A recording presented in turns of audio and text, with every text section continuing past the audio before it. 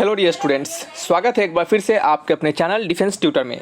तो आप सभी स्टूडेंट्स को, आप सभी लोगों को मकर संक्रांति की शुभकामनाएं। और आशा है कि आप सभी लोग सुबह सुबह उठ के नहाए जरूर होंगे और नहाने के बाद ही आप खाना खाएंगे, क्योंकि ये हमारी कह सकते हैं कि हमारा प्रथा है, तो हमें इसको निभाना पड़ता है। तो चलिए ये सभी बातें करने के बाद हम आगे की ओर बढ़ते हैं अपने इस वीडियो की ओर। इससे पहले हमने आपके लिए ये जो साइंस का प्रैक्टिस सेट चल रहा है, ये 14 लेक्चर है उसका। इससे पहले 13 लेक्चर्स हमने आपके लिए और भी दे चुके हैं। तो जिन लोगों ने उन लेक्चर्स को नहीं देखा है तो जाइए, प्लेलिस्ट में सभी लेक्चर्स को एक साथ दे दिया गया है, जाकर आप वहाँ पर देख सकते हैं। आपके सेक्शन 1 के रिगार्डिंग मैथमेटिक्स के भी प्लेलिस्ट है, उसको जाकर देखिए। सेक्शन 1 के रिगार्डिंग आपके कह सकते हैं कि साइंस के हो गए आपके, और रीजनिंग के प्लेलिस्ट जल्द ही बनाए जाएंगे। जल्द ही आपके रीजनिंग के प्लेलिस्ट को स्टार्ट किया जाएगा। और आपको बता दें कि रीजनिंग के रिगार्डिंग इससे प्रीवियस बैचेस के यानी 01, 20, 22 बैचेस के जो अग्नि बैचेस थे उसके लेक्चर्स को जाकर आप देखिएगा रीजनिंग के, जिसमें कि हमने आपको 2 चैप्टर्स को कंप्लीट करवाया है, एनालॉजी और क्या आपके कोडिंग एंड डिकोडिंग। ठीक है, तो उसके बहुत सारे क्वेश्चंस को हमने करवा दिया। 15 लेक्चर्स के आसपास दिया गया है एक वीडियोस में, यानी एनालॉजी के ही आपको हमने 15 लेक्चर्स को दिया है। फिर आपके कोडिंग डिकोडिंग के साथ 8 लेक्चर्स को दिया है। तो जाकर देखिएगा, आपको ये जो 2 चैप्टर्स आपके अच्छे से कंप्लीट हो जाएंगे और कुछ समय के बाद आपको हम रीजनिंग के और भी चैप्टर्स को स्टार्ट करेंगे, तो परेशान होने की जरूरत नहीं है। तो चलिए बढ़ते हैं अपने इस वीडियो लेक्चर्स की ओर। और आपको बता दें कि इन सभी वीडियोस के पीडीएफ के रिगार्डिंग हमने आपके लिए 89 रुपीज़ का बैचेज प्लान किया है। तो आप सभी लोग इस बैचेज को जरूर लें, ताकि आपको इन सभी वीडियोस के पीडीएफ, प्रीवियस बैचेज के पीडीएफ और लास्ट टाइम में आपको इंपॉर्टेंट क्वेश्चंस और साथ ही साथ आपके इंपॉर्टेंट प्रैक्टिस सेट्स भी आपको वहाँ पे मिल सके। ठीक है, ताकि आपको अच्छे खासे क्वेश्चंस भी प्रैक्टिस हो पाए लास्ट टाइम में। ठीक है, तो चलिए बढ़ते हैं अपने इस वीडियो लेक्चर्स की ओर।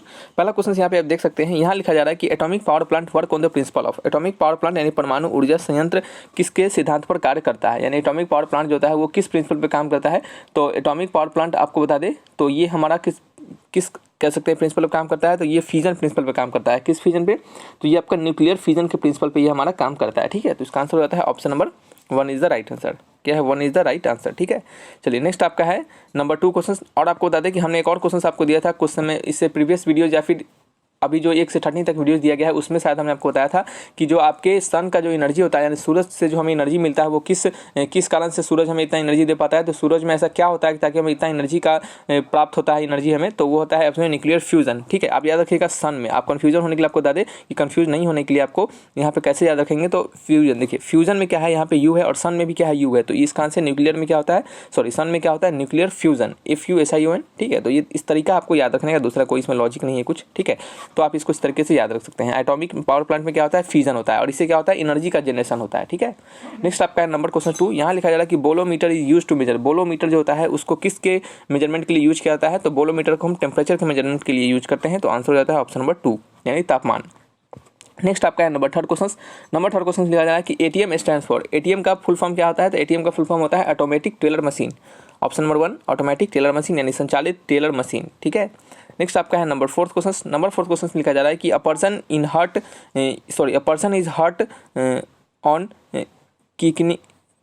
किकिंगा स्टोन ड्यू टू। क्या लिखा जा रहा है, एक सेकंड मुझे। तो यहाँ पे क्वेश्चन है कि a person is hurt on kicking a stone due to. कहा जा रहा है कि एक पत्थर को मारने पर एक व्यक्ति को चोट क्यों लगती है। तो पत्थर को मारने पर एक व्यक्ति को तभी चोट लगती है ड्यू टू क्या होता है, रिएक्शन के कारण। आपने पढ़ा होगा न्यूटन्स थर्ड लॉ में कि to every action there is equal and opposite reaction. तो उसी रिएक्शन के कारण क्या होता है, जब हम पत्थर पे मारते हैं या फिर दीवार पे किसी भी जगह पे मारते हैं, तो उतना ही फोर्स से हमें क्या मिलता है, अपोजिट डायरेक्शन में रिएक्शन मिलता है, जो कि हमारे बॉडी पे लगता है। ठीक है, तो वो क्या होता है, हमें उस समय उस कारण से अगर किक करने पर क्या होता है, हमें हर्ट होता है। ठीक है, तो इसका आंसर होता है ऑप्शन नंबर 3 यानी रिएक्शन के कारण, ड्यू टू रिएक्शन यानी प्रतिक्रिया के कारण। नेक्स्ट आपका है नंबर 5 क्वेश्चन। नंबर 5 में लिखा जा रहा है कि the fuse in our domestic electric circuit melts where there is high rising. कहा जाता है कि हमारे जो घरेलू विद्युत परिपथ में जो फ्यूज लगाया जाता है वो पिघल जाता है किसके वृद्धि से, यानी किसके राइज होने के कारण। तो हमारे जो घर में बल्ब होता है वो आपके करंट के राइज होने के कारण क्या होता है, हमारा जल जाता है। और ये जल जाने से क्या होता है, हमारे इलेक्ट्रिक अप्लायंसेस जो होते हैं वो बच पाते हैं। नहीं तो अगर फ्यूज नहीं लगाए, तो अगर डायरेक्ट उतना वोल्टेज में करंट आ जाए हमारे सर्किट के अंदर, तो क्या होगा, हमारे जितने भी अप्लायंसेस हैं उन सभी को वो खराब कर देगा, जला सकता है। ठीक है, तो इसका आंसर हम फ्यूज का उपयोग करते हैं। नेक्स्ट आपका है नंबर 6 क्वेश्चन। फ्यूज में कैसे कह सकते हैं कि हम किस तरीके का उसमें एलिमेंट का यूज करते हैं, किस तरीके का हम सब्सटेंस मेटल का यूज करते हैं, ये सभी चीज़ हमने आपको बताया हुआ है। तो जाइए प्रीवियस सभी लेक्चर्स को देखिए, और आपके जो अग्नि बैचेस के हैं 42 लेक्चर साइंस के, उसको भी देखिएगा, क्योंकि 42 × 10 कितना हो जाते हैं, 420 क्वेश्चन आपके वहाँ पे हो जाते हैं। ठीक है, तो ये आपको देखना जरूरी है। ठीक है, तो चलिए इस क्वेश्चन को पढ़िए, क्वेश्चन नंबर 6 को। तो क्वेश्चन 6 को बनाने से पहले हम आपको कुछ और बताना चाहते हैं कि आप अगर अभी तक क्वेश्चन को, सारे क्वेश्चन को भी हमारे वीडियो लेक्चर से देख रहे हैं तो बढ़िया बात है, सभी को देखते चलिए और भी अधिक से अधिक क्वेश्चन को प्रैक्टिस कीजिए। और अच्छे क्वेश्चन को प्रैक्टिस करने के लिए आप क्या कर सकते हैं, तो हम आपको बताते हैं, आप तो एक बुक्स ले सकते हैं, बुक्स के लिंक डिस्क्रिप्शन में दिए गए हैं, तो वहाँ से आप बुक्स को बाय कर लीजिए और बुक्स को बनाइए, ठीक है। और देन फिर एक और तरीका है जिससे कि आप अपने लेवल को और अच्छा बढ़ा सकते हैं, नंबर ऑफ क्वेश्चंस भी ज़्यादा प्रैक्टिस कर सकते हैं, तो उसके लिए आप प्रैक्टिस सेट्स को बाय कीजिए। तो यहाँ पे हम आपको बताते हैं कि डिफेंस के पैकेज के रिगार्डिंग, यानी डिफेंस पैकेज ऑल एग्जाम 1 पास 3 मंथ वैलिडिटी वाले प्रैक्टिस सेट्स को आपको बाय करना है। ये प्रैक्टिस सेट्स आपको परीक्षा ऐप से बाय करना है, परीक्षा ऐप के लिंक डिस्क्रिप्शन में दे दिए गए हैं, तो आप जाइए 3 मंथ वैलिडिटी वाले इस प्रैक्टिस सेट्स को बाय कीजिए, जिसमें कि आपको सारे डिफेंस एग्जामिनेशन के रिगार्डिंग जितने भी एग्जाम होते हैं उन सभी के प्रैक्टिस सेट्स आपको मिल जाएंगे। इसका प्राइस आपको 599 रुपीज़ होगा, लेकिन यदि आप ट्यूटर 50 का कोड डालते हैं कैपिटल लेटर में TUTOR 50 ट्यूटर 50 का कोड डालते हैं, तो क्या होगा, आपको 50% का डिस्काउंट मिलेगा। और देन फिर ये जो प्रैक्टिस सेट्स होगा आपको वो ₹299 में वहाँ पे आपको मिल जाएगा, ये ट्यूटर 50 को कोड डालने के बाद 50% डिस्काउंट होने के बाद, ठीक है। तो आप जाइए इस प्रैक्टिस सेट्स को लीजिए, और इस प्रैक्टिस सेट्स को लेने के बाद air force, navy, coast guard, NDA, इन चारों एग्जामिनेशन के रिगार्डिंग जितने भी क्वेश्चंस हैं, जितने भी प्रैक्टिस सेट्स हैं, आप सारे को बना जाइए। आपके नंबर ऑफ क्वेश्चंस प्रैक्टिस हो जाएंगे, बहुत सारे क्वेश्चंस प्रैक्टिस हो जाएंगे, और साथ ही साथ आपके अच्छे लेवल ऑफ क्वेश्चंस भी प्रैक्टिस हो जाएंगे, ठीक है। तो जाइए और इन सभी प्रैक्टिस सेट्स को इन सभी प्रैक्टिस सेट्स को बाय कीजिए, ठीक है। सिंपल आपको 1+ प्रैक्टिस सेट लेना है 3 मंथ वाले वैलिडिटी का, जो कि मार्च तक आपका वैलिडिटी रह जाएगा, ठीक है। यहाँ से जब भी लेंगे वहाँ से 3 मंथ, ठीक है। तो तब क्या होगा, आपको एग्जामिनेशन तक आपको अच्छे खासे 2 बार 3 बार प्रैक्टिस करने का मौका मिल पाएगा, ठीक है। तो जाइए इन सभी प्रैक्टिस सेट्स को जरूर लीजिए, ठीक है। तो और कोई डाउट होता है प्रैक्टिस सेट्स लेने के दौरान तो आप कमेंट बॉक्स में लिखकर हमसे पूछ सकते हैं। नेक्स्ट क्वेश्चन हमारा क्या है, क्वेश्चन नंबर 6 है, उसे हम बात कर रहे थे क्वेश्चन में। तो पढ़िए क्वेश्चन को क्या लिखा जा रहा है। तो नंबर 6 क्वेश्चन लिखा जा रहा है कि which of the following example for cantilever beam, ठीक है। निम्नलिखित में से कौन सा ब्रैकेट बीम का ठीक है, कौन सा ब्रैकेट बीम, यानी इसमें लगता है हो सके कुछ प्रॉब्लम हो। सिंपल यहाँ पे लिखा जा रहा है कि इनमें से कौन सा एग्जांपल है कैंटिलीवर बीम का, ठीक है। तो शायद कैंटिलीवर बीम को हम हिंदी में ब्रैकेट बीम भी कहते होंगे। तो इनमें से कहा जा रहा है कि कौन सा ये कैंटिलीवर बीम का एग्जांपल है, ठीक है। तो कैंटिलीवर बीम क्या होता है, आपको इतना डिटेल्स में जाने की जरूरत नहीं है, ठीक है। कैंटिलीवर बीम्स क्या होता है, ठीक है। तो कैंटिलीवर बीम जो होता है इनमें से कौन सा एग्जांपल है, तो कैंटिलीवर बीम का एग्जांपल होता है हमारा ब्रिज, ठीक है। ब्रिज जो होता है ये एक प्रकार का कैंटिलीवर बीम होता है, ठीक है। तो इसको आपको सिंपल याद रखना है कि कैंटिलीवर बीम का कौन सा एग्जांपल है, तो इसमें bridge is the example of cantilever beam, ठीक है। नेक्स्ट आपका है नंबर 7 क्वेश्चन। नंबर 7 क्वेश्चन लिखा जा रहा है कि it is difficult to cook rice, ठीक है। आपका राइस को यानी चावल को बनाने में हमें डिफिकल्टी हो सकती है, यानी मुश्किल हो सकता है, कब।